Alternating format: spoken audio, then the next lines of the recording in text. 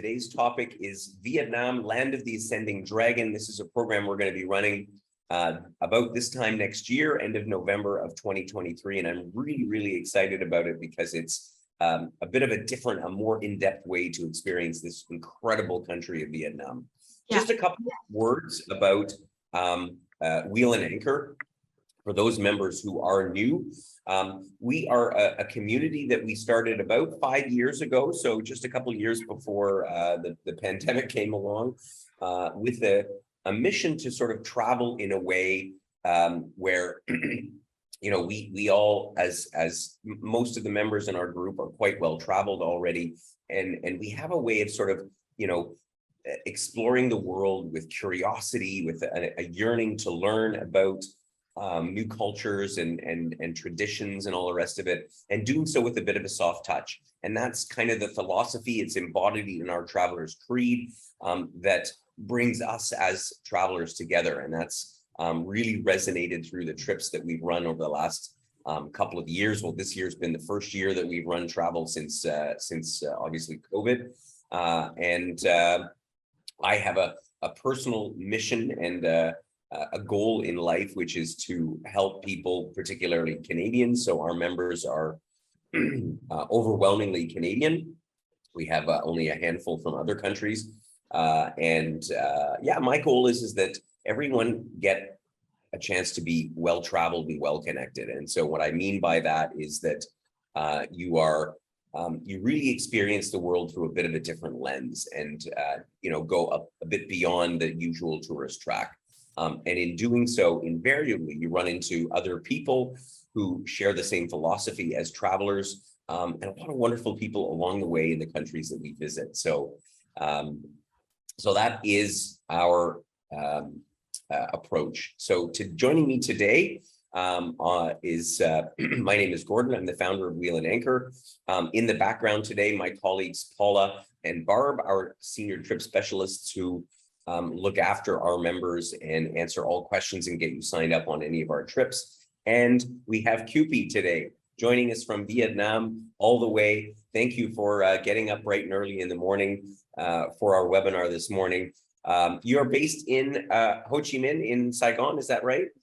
Yes. I'm based in Saigon and has been here for, I think it's almost my life, like 34 years already. Oh, wow. Yeah. You don't even look 34. No, but I'm almost 40. I'm almost 40 years. I'm 40 years old. Yeah, lovely.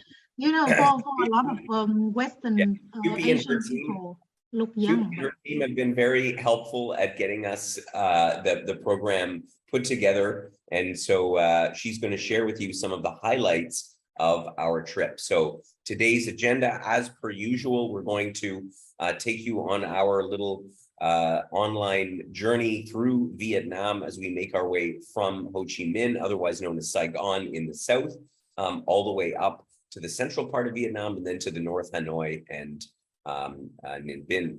And so let's get into the details, into an overview of the day-by-day program. Just a quick look. As you know, Vietnam is a country bordering on the South China Sea, with Cambodia, Laos, and so on to the west, and China, of course, to the north. Long and narrow, almost 1,600 kilometers long, which presents its challenges for traveling around. So we're going to do part of this trip by plane and part of it overland, as I say, starting in Ho Chi Minh City. And incidentally, I think many of you may be aware, this program is actually immediately follows our Mighty Mekong program, which is it's a river cruise down the Mekong River. It starts up in Siem Reap in Cambodia, where we visit the ancient temples of Angkor Wat. And we continue down the Mekong River on a beautiful riverboat, ending up in Ho Chi Minh. Then this trip begins. So for those who maybe have already done the Mekong River, you can join us for this wonderful Vietnam program that starts in Ho Chi Minh. As I say, we spend a few days. We then fly up to the cities of Danang, Hoi An, Hue, and explore this beautiful part of the country. And then from there, we fly again up to Hanoi and then go overland for our last few days in Ninh Binh. So, Kewpie, it's time for us to get started. And as I say, we will just talk about a few of the highlights of each day. Of course, when we arrive into Ho Chi Minh, you're going to be greeted by this massive, bustling city. I was there some 30 years ago now, and this city has transformed completely in that time. And I'm really excited. So getting to Ho Chi Minh City, just while I'm on the topic, you will likely fly through, because there are no direct flights between Canada and Vietnam, so you'll probably fly through an Asian gateway such as Tokyo or Taipei or Hong Kong. There's many different options, great connections from the bigger airport hubs in Asia to get into Ho Chi Minh. And then we'll get started. And so we're going to spend the first 3 nights in Ho Chi Minh, which many of you will know as Saigon. In fact, they only changed the name back in 1976. And that's what it was called, certainly during the infamous Vietnam War time. And as I say, we're going to spend a couple of days, obviously first day, mostly rest and relaxation once we arrive. And then we're going to come in. And Kewpie, can you tell us a few of the highlights of what we can expect to see as we make our way through Ho Chi Minh City? Yes, Ho Chi Minh City is known as Saigon, the former names during Indo-China period, as you know already, and it's considered the largest city and the central of economy of Vietnam. We have a huge population in Ho Chi Minh City, almost 9 million people. Wow, and the number 9 that's million, bigger than any city in Canada. and you can imagine the numbers of population is almost equal with the number of scooters, motorcycles, and bicycles, and nowadays there's a lot of cars as well. But mostly the main transportation that people using is motorcycle and small scooter. Yes, and here you will find, ultra modern shopping mall because it's a economy central of Vietnam. So fashionable restaurants, or Saigon is considering it to be a very busy city. There's always something going on in Saigon. There's always something going on. Always something going on. And the life is very lively from the day to the night. People out on the street from the day to the night. And at the end, the best part to be in Saigon is when you have a very busy day and then you find your time and then sitting down in one of the roadside cafe, quiet and enjoys a milk coffee with ice. We call it Vietnamese is cafe soda, and it's a lot of I think it's just very quite famous, and then a lot of young people, old people, middle-aged people going and enjoy the coffee. Yeah, the coffee culture is. Yeah, it's really quite something special in Saigon, and I remember that. And you remember that, of course, Vietnam, with its French colonial history, there's a lot of European influences, and that's what I find particularly interesting in the bigger cities. Well, actually, throughout the country.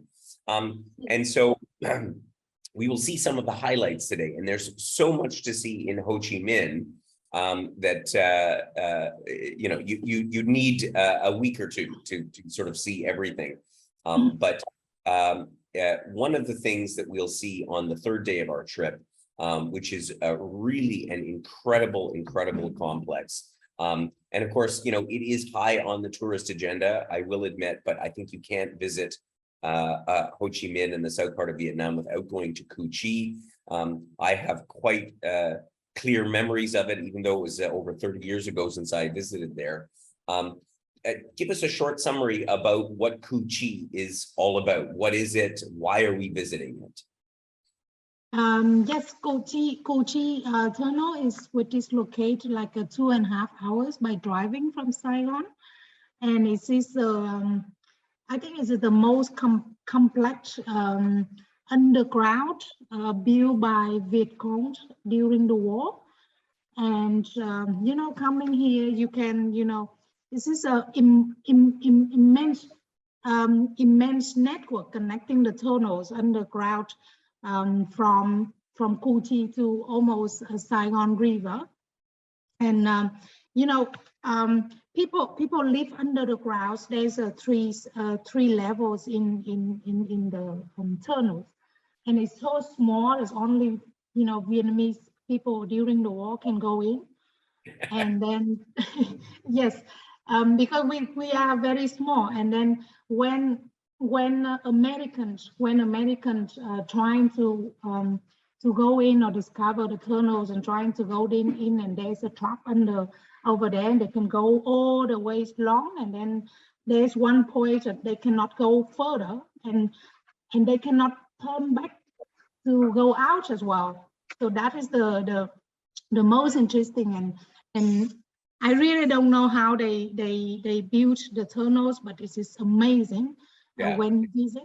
Nowadays, the government make it a little bit bigger for tourists to go down and They had to dig out a little bit extra. yes. But And under the ground you find kitchens, it's like, bed, yes, it's like bedrooms, underground. hospitals.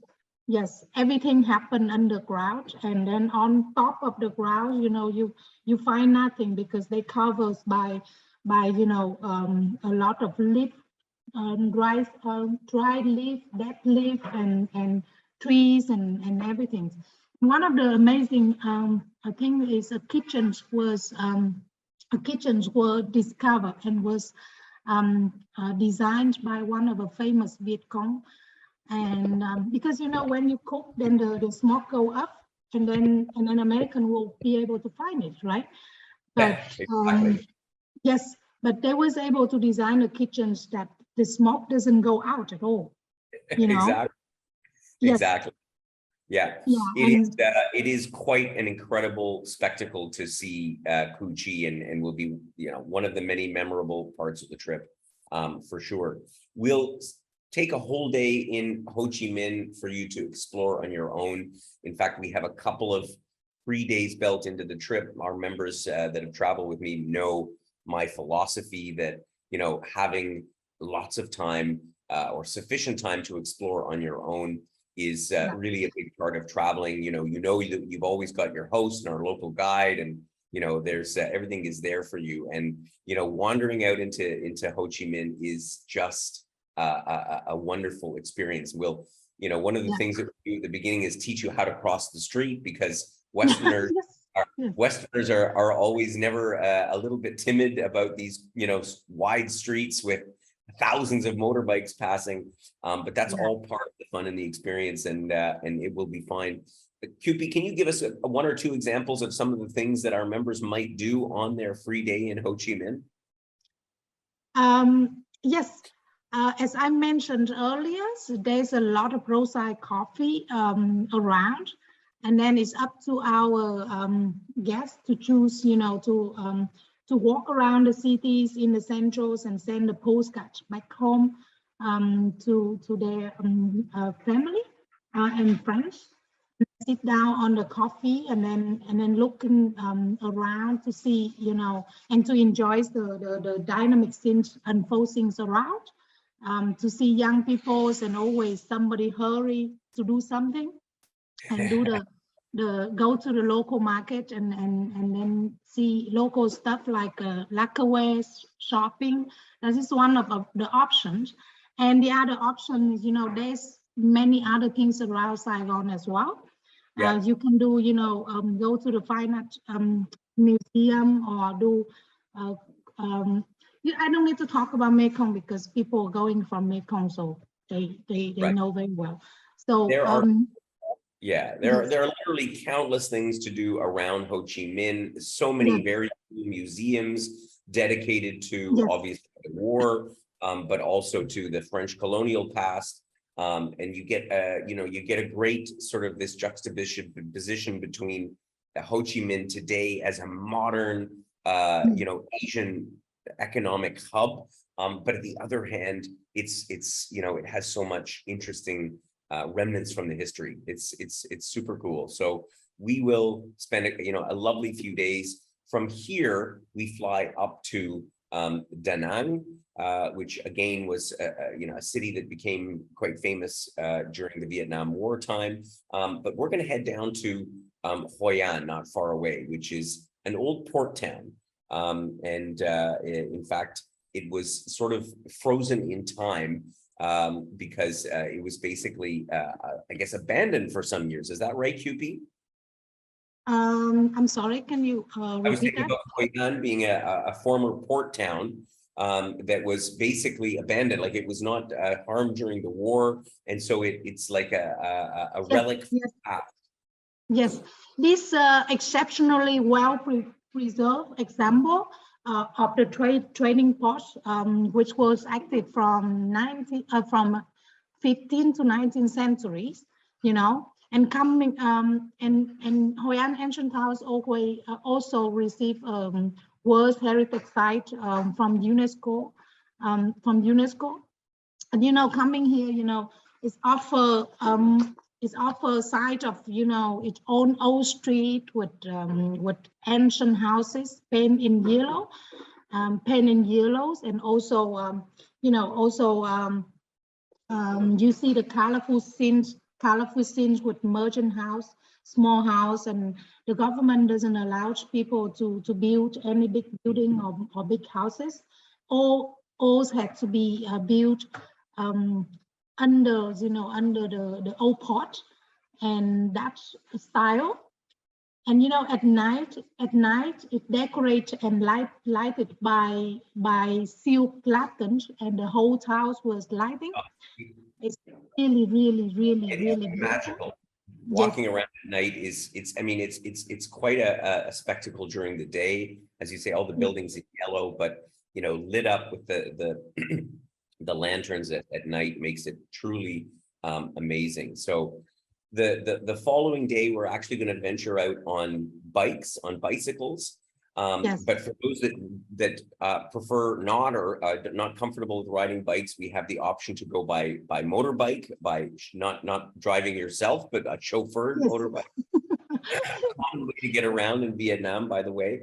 And we're going to bicycle around a whole bunch of neighborhoods, and there's going to be rice paddies around. QP, what are the highlights? What are the things that we're going to see on our day touring around Hoi An?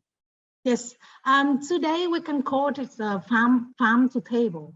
So we will explore one of the village. The village was named after a squid-scented herb that spy of the daily meal of local people, named Chao Quế village.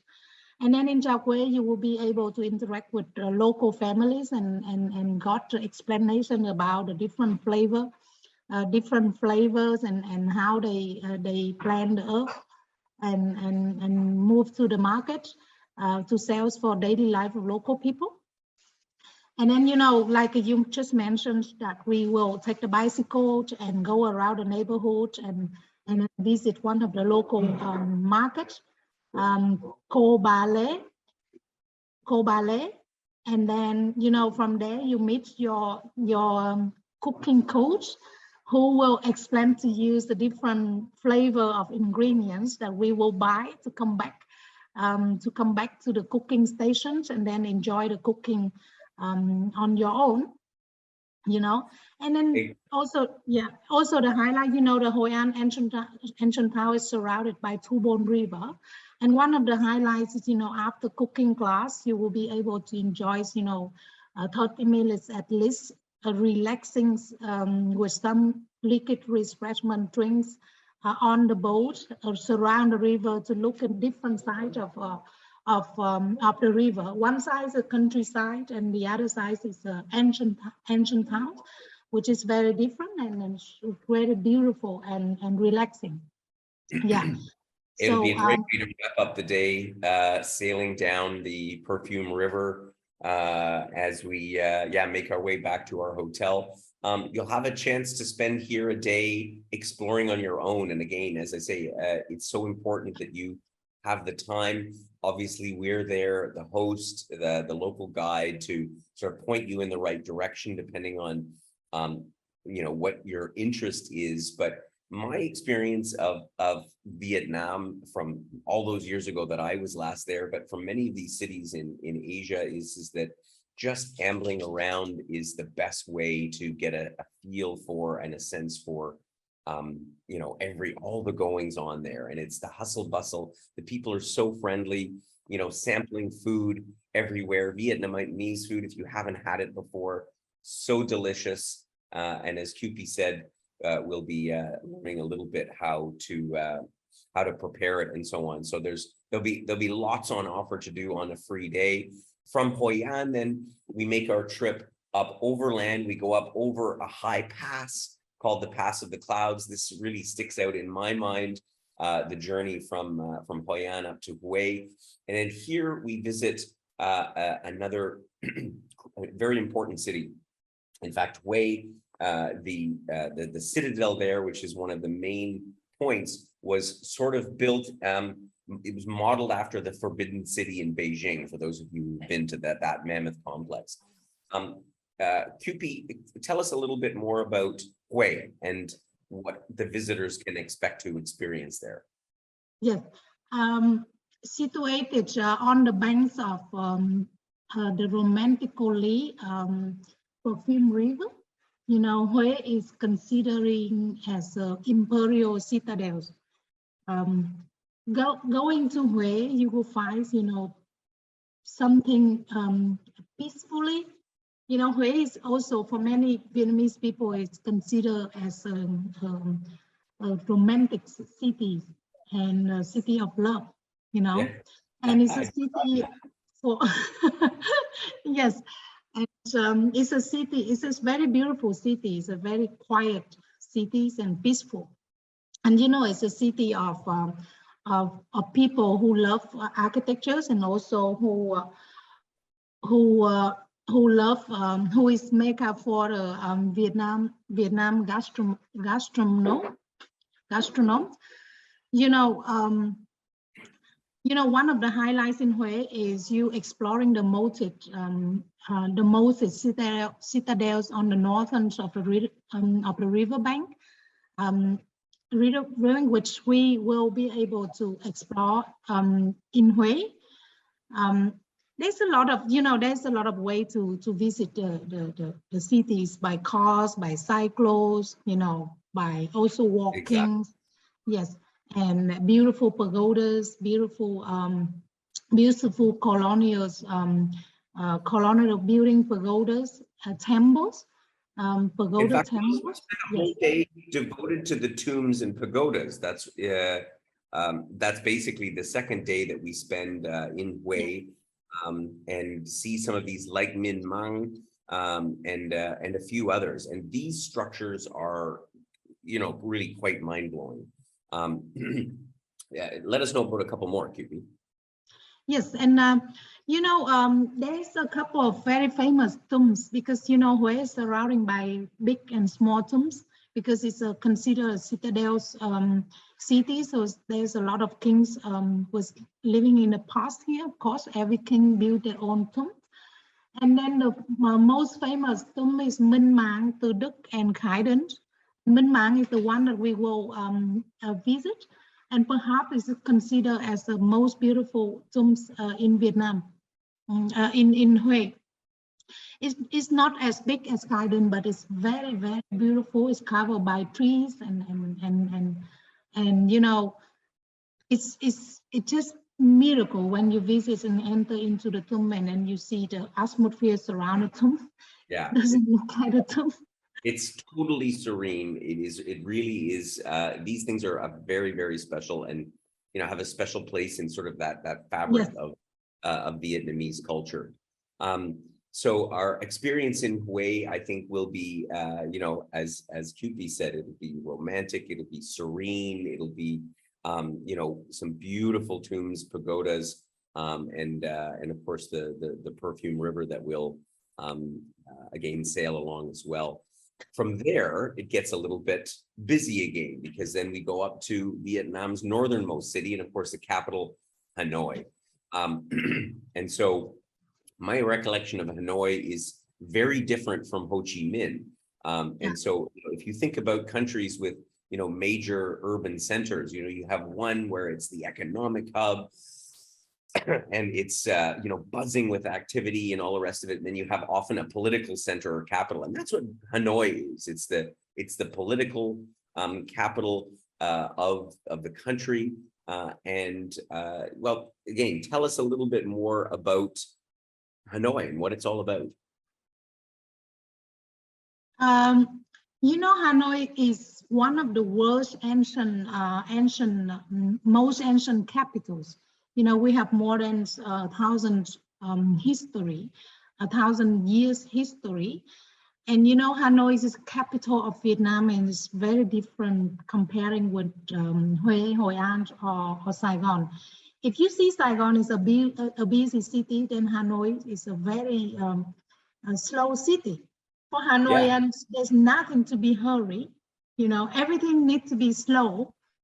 And coming to the cities, which is very beautiful because it's surrounded by lakes.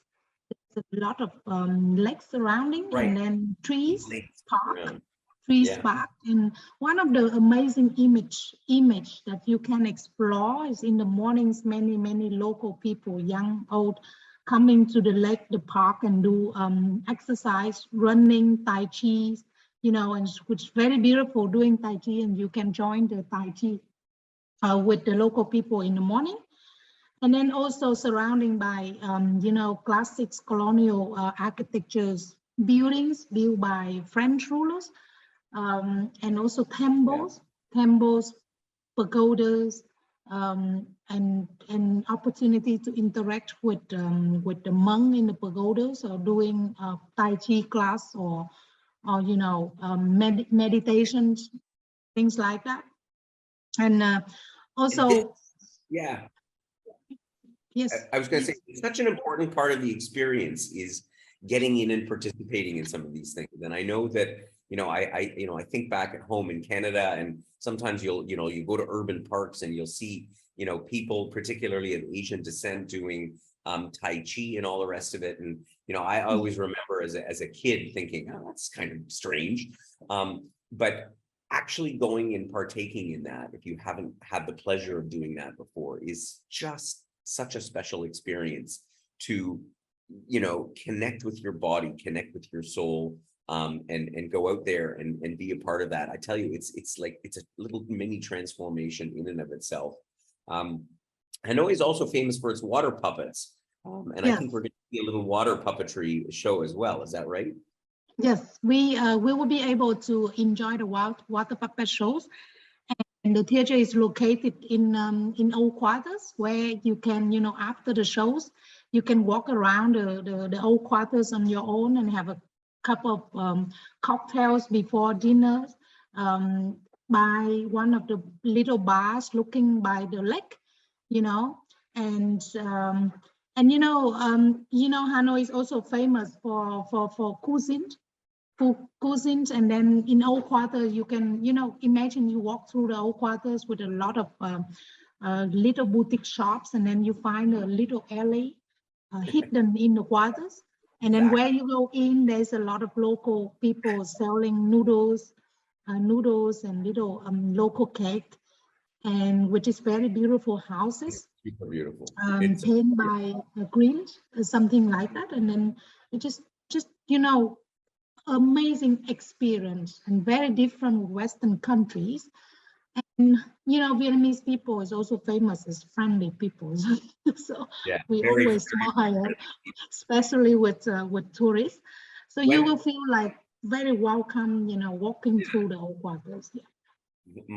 That I can say for sure. Hospitality is phenomenal in Vietnam, perhaps the best in Southeast Asia. Of course, when we're in Hanoi, one of the key things that we're going to visit is this mausoleum, quite an imposing structure to Ho Chi Minh, who is kind of, I guess, basically the father of Vietnam. And let us know a little bit about the significance and the structures that we're going to see on our visit through Hanoi on our full day tour. Yes. Ho Chi Minh Mausoleum is located in Baden Square, which is very central of the capitals.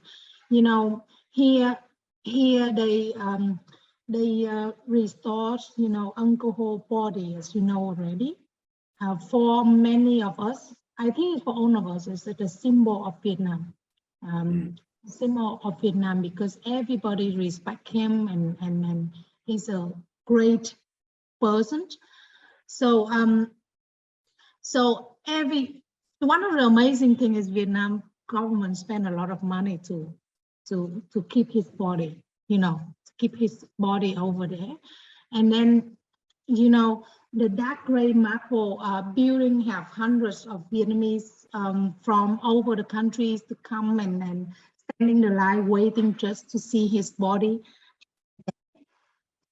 Of course, when we visit, we have a way to bring you in a faster way. You don't need to line up so much like a lot of local people. But you know, for many tourists, this is one of the highlights that you must visit. You must visit and see. Very somber, very sobering sort of monument, and I again can remember vividly standing there in front of it, and it'll be just one of many things that we see in Hanoi. Again, when you drive around the city, as QP mentioned before, it's kind of you see even more French colonial influence, the architecture, the buildings, and you know, sometimes you'll think you're in a city somewhere in France. It's it's really quite remarkable. Once again, of course, we have a day at leisure with guidance from our host and our guide to explore the city, and there's so much to do. Once again, you'll feel like you need more time, but in a day you should be able to take in some of the exciting things. And I know for me, one thing I didn't miss on the last time I visited Hanoi, the famous Hanoi Hilton, which is of course the Hoa Lo prison that was built back, I guess, in the French colonial days, but also used during the Vietnam War to house American prisoners of war. What other things might people visit in Hanoi while they're on their free day? On their free days, they can choose, you know, to do Hanoi street food story. Yes. You know, yes, Hanoi is very famous with different kind of food, and famous bún chả cá, phở. You know, we have experts who can lead the guests go through the city, go through the old quarters and bars and little restaurants to show them different flavor of each kind of food. Famous like a pho or bún chả cá I just mentioned, and there is also a restaurant that President Obama visit when he was a president and visit Vietnam. And you know, another side, and you can do the cycling tour for those who enjoys to do cycling tour around the West Lake, you know. And then in the West Lakes, there's a couple of very famous temples that are famous for meditation and Tai Chi, and then you can enjoy the local life around the lake.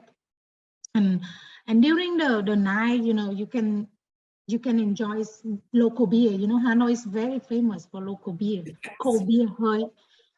Very refreshing, is made by local people, and very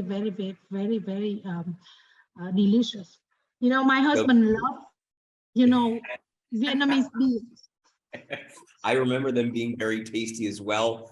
And of course, as part of the food experience, if you've ever had banh mi, which is the famous Vietnamese sandwich, you can find it in Canada in the bigger cities that have, but I tell you, you have that experience of having one of these banh mi sandwiches on the streets of Vietnam. You know, you've really arrived. Quite an experience. Yes, and you know, Hanoi is also the culture, the center of cultures in Vietnam. So there's a lot of shows, cultural shows in the theaters. You know, the hotel is just walking distance, and you can walk over there, enjoy one of the shows during the night to learn more about Vietnamese cultures and people. You know. Or you just do a ton of authentic market by tips, do calligraphy class, or paper mask making workshop, or We're going to give you even lots of learn. options to do. Yeah, And yeah, and what most of our members often are, obviously, researching before the kind of things that are representative that speak to what, what they're interested in. So yeah. regardless, we'll have a marvelous time in Hanoi. And then we're going to head in a different direction because, and I know that those of you who've thought about going to Vietnam, you've heard of Vietnam. Everybody talks about Ha Long Bay, which is, of course, on the coast. We're going to head a little bit of a different direction because of my philosophy is to go the opposite direction of where the tour buses are headed. And we're going to Yes. go to a place called Ninh Binh, which is absolutely stunning, stunning landscape. This will be the landscape, the scenery highlight, a great way to sort of wrap up the tour on the last few days. Tell us a bit more about Ninh Binh. Where is it? And what's so special about this magical place? Like you just mentioned, why we take people to Ninh Binh instead of Ha Long Bay. Ha Long Bay become a little bit more tourist, while Ninh Binh is still unpopular, and you will see more local life than Ha Long Bay. But of course, you will be able to experience this, mostly the same experience like Ha Long Bay, because Ninh Binh is playgrounds of adventures and honest nature love, a beautiful landscape where you can see, mostly pagodas, a striking limestone coast, and surreal landscape, which is very beautiful. The highlights, just take a local boat and go through the river, along and visit, one of the very famous Big Dong pagodas or Moor Cave. Many people more is dancing in local ways. So that is called dancing cave. And then it also snails, visit the ancient Hoa city. Cycling through the countries to see beautiful atmosphere, to see beautiful landscape surrounding. That is a special about Ninh Binh. And the weather is always cool because there's a lot of nature, trees, mountains, rivers surrounding the area, which is very, very, very, very beautiful and amazing. It's just I think wow, that's, yeah, I think that's an important point to make as well, because you're getting up a little bit into the mountains, and a lot of the trip will be, of course, along the coast, visiting these, the cities and towns along the coast. The weather will be quite warm, and it'll be a little bit cool. It'll be quite refreshing here as we spend our time in and around Ninh Binh. We're going to do a trip on a little boat, like a sampan, I guess, yes. to tour around. And again, you'll just be awestruck by the scenery that we have there. On our other day, we visit another part of Ninh Binh called Van Long. Like you see from the picture, this is sort of the feeling that you get. You feel like you are, and you are in quite rural Vietnam, with the the farmers out in their little boats and out in the rice paddies and so on. What else is special about Vang Long in this area, QP? Van Long is home of 455 species of plant, and animals, including, nine species such as lagoon, Tibetan bears, a lot of animals and plants.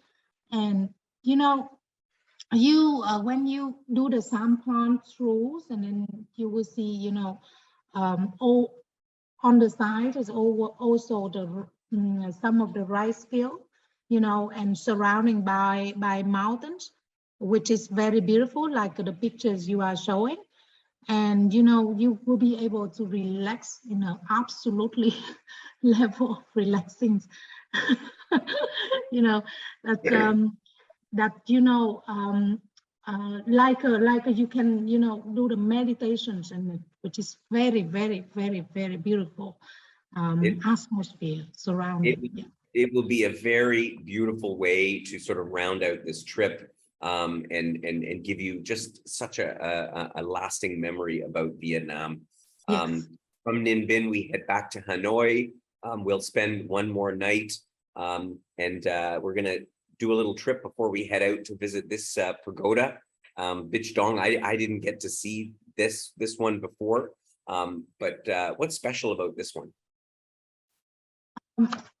You have to go up quite, you know, a long many steps to go to Bích Dong, and then from Bích Dong you will be able to see the whole you know, viewed the whole view of Vân Long and Ninh Binh.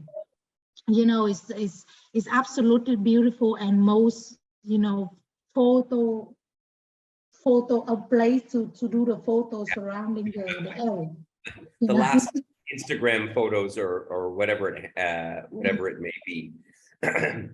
It'll be again a great place to sort of round out the trip, which will end on December the 9th. And so let me give you a few of the logistics details, and then we'll come to any questions that anybody has about our Vietnam program. We've got Cupie here, so if you do have questions about Vietnam in general, now would be the time to get them ready. Of course, all of our details, as usual, will be in our program itinerary that you will get a copy of. And so here, just to give you a sense of the pricing, I think it's actually very, very well priced for the lovely hotels that we have included in this program. And again, the fact that we've worked together with Cupie and her team, putting together kind of this backdoor tour, in the sense that we're going to explore and see things also that are, you know, off the regular tourist track. And so I'm quite excited about this program because we put quite a bit of effort into it. As with all of our programs, you know, it's about 2 weeks in their duration. You have lovely hotels, breakfast every day, terrific local English-speaking guides. Again, it's an almost all-inclusive kind of a program, as we normally do it, of course, at Wheel and Anchor. The only thing that is that you have to sort out either through us or on your own would be airfare and trip cancellation and insurance. And things have been pretty steady. In fact, I think airfares into Vietnam are perhaps even a bit lower than what are shown here, all depending on the timing. We find that 3-4 months in advance is the best time to buy air tickets. And but this gives you a little bit of a sense for budgeting purposes what you can expect. For those who are going to do, first of all, our Mighty Mekong program that immediately precedes this, we'll offer a $900 reduction in the price for based on double, and $500 based on single, for those who are going to do both Mekong and Vietnam Land of the Ascending Dragon programs. So, of course, if you don't get any questions answered today, then please do drop us an email. Paula, Barb will be happy to get back to you. But now I'd like to address any questions that have come in. So I'm just checking here to see if any questions have come in. I do have one question here that came into us by email, asking, as usual, about what kind of weather we can expect in November. And I think it's a good question, particularly because Vietnam is a long country from south to north, and the weather is quite different from Ho Chi Minh to Hanoi. What would we expect weather-wise at this time of the year, Cupie? Is considering one of the best months to visit in Vietnam, to be honest, because stop the raining season in the north, and it's not too cold in the centrals, and the north and the centrals is not too cold. Of course, it's cold, but it's comparing with the weather in Canada, it's nothing. So when you say cold, I mean, we're talking about temperatures sort of in the middle to high teens. Is that right? Like, Yes, you know, it's the best 50, month to yeah. visit, and So it's it's not too not cold. cold in, yeah. It's not too cold in the south as well, so it's the best month to visit Vietnam. You know. It's really a lovely time to go. That's why we picked November for both the Mekong and this program. Yes. Um, so Rose asked a question about the meals that are included. Of course, we have breakfast every day, and typically either lunch or dinner is on every day of the program. That's my general philosophy, is that we put 2 meals a day included, which, knowing the meals that we typically get on our wheel and anchor programs, they tend to be quite extensive. So, but there's also the opportunity then to go out and explore and, you know, have dinner on your own, or if we're out on a free day, you'll have an opportunity to experience the street food and so on, and get a sampling on your own of the different cuisine there. So that's how it works. It is detailed in the program itinerary every day, which meals are included. Russell asked a question about the overlap of what you see in Ho Chi Minh. So no, the 2 programs actually are designed so that the end of the Mighty Mekong program is the beginning of the Vietnam Land of the Ascending Dragon program. So the program is the same. There's no overlap. So it's all one program that have just been blended together, sort of in the middle. So hopefully that answers that question. Tracy asked a question about what the currency is, and can you get away with credit cards in Vietnam? What is the situation these days? The local currency, of course, is the Vietnamese dong. How is it with money and cash and so on? Is it? You can exchange dollars in Ho Chi Minh, in the whole countries everywhere, and you can use your own credit cards over here, because we don't have any problem of the currencies. You know, Right. you can use credit cards or pay by cash. So credit Exchanges cards. from dollars. Some place will accept dollars as well. Okay, great. So someplace even dollars, but probably US dollars. I find that you can use, it's amazing, you can use credit cards even in the smallest of shops now throughout Asia, Vietnam included. And only if you're like at the street food markets and so on, that's where you need to have some local currency. But it's readily available, it's easy to get, so not a problem there. Paulette asked a question about if we know what the weight limit will be for luggage for the flights within Vietnam. I think it's 20 kilograms, is it? For flying from Ho Chi Minh to Danang and from Hue to Hanoi. Yes. Yeah. 20 kilogram for the sand luggage, and then 7 kilogram for the carry-on. For the carry-on luggage. So pretty typical for for flights within Asia. Good. I don't see any other questions, but of course, I'm sure there are others out there. Thank you so much for joining us. If you do have any other questions, drop us an email. QP, thank you for your time, for dialing in early in the morning from Vietnam. Much appreciated. Your insights have been terrific, and I think I'm sure our members will have enjoyed hearing all of that. And we'd love for you to join us. This is a marvelous, marvelous country, and a beautiful way to do it. Come for both if you can, the Mighty Mekong and Vietnam Land of the Ascending Dragon. I look forward to catching up with you on one of our upcoming webinars next week. We have a few more before the holidays, so I look forward to catching up with you then. Thank you, QP. Thank you very much. Thank you. Thanks to our members. Have a great day.